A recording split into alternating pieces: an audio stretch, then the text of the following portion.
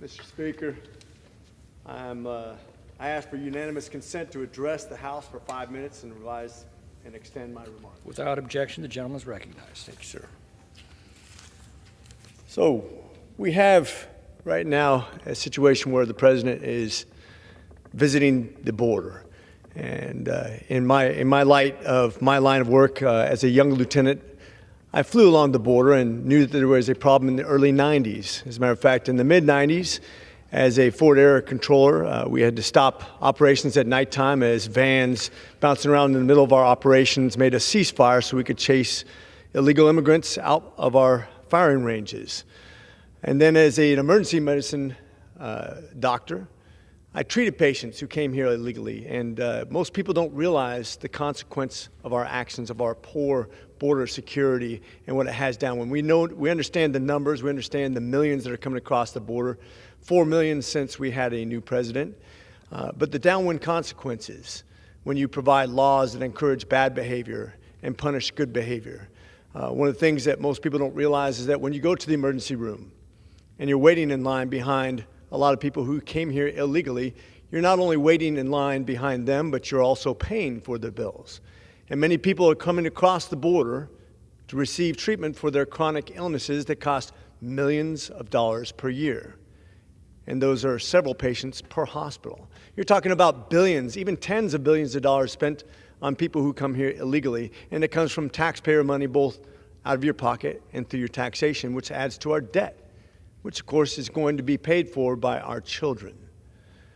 To make it worse, we've punished those people who've come here the right way. In my district, we have a huge immigrant population, people who come here from all over the world, whether it be India, Europe, South America.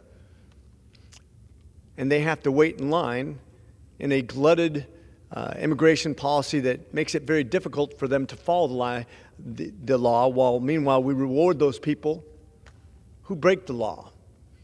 I think we need to change our laws. I think we need to make it more streamlined for people who follow the law, who are good citizens, who paid their taxes, who have jobs, who create jobs, and make it more difficult for people who break laws.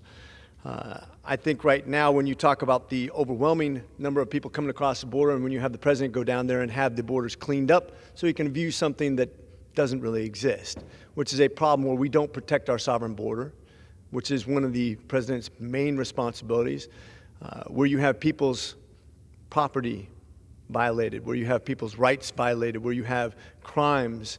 And of course, as an emergency medicine physician, this last year I lost 4 patients who came in for fentanyl overdoses that I was not able to revive. Now, almost every single night I do revive somebody, so it's something I literally witnessed almost every single shift, usually several times per shift. The opioid crisis is real, and it's something that's killing over 100,000 Americans per year. Every year we're setting a new record, and we've done nothing of consequence to really stem that tide.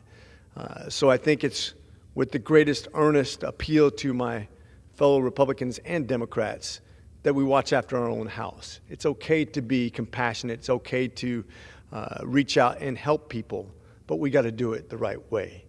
Most importantly, we have to make laws that encourage good behavior, that people come here and they're rewarded for following the laws. They're rewarded with citizenship when they do the right thing. And we are punishing people who come here with the ill intent. Finally, I'd like to point out that we are experiencing diseases here in America we haven't seen in decades. Where is it coming from? Because we don't have good screening procedures. It used to be to come to America, you couldn't even come here if you had glaucoma. Now you can come here with every kind of disease process there is, and we'll never know that you're even here. If you look at the terrorists coming across the border, and we know that we have at least 9 terrorists we've caught in the last month, but we don't know how many got away. It's because we have poor border security. So it's not just for one thing, it's for many things that we need to secure a border, make sure we are a sovereign nation, and follow the law. With that, I yield.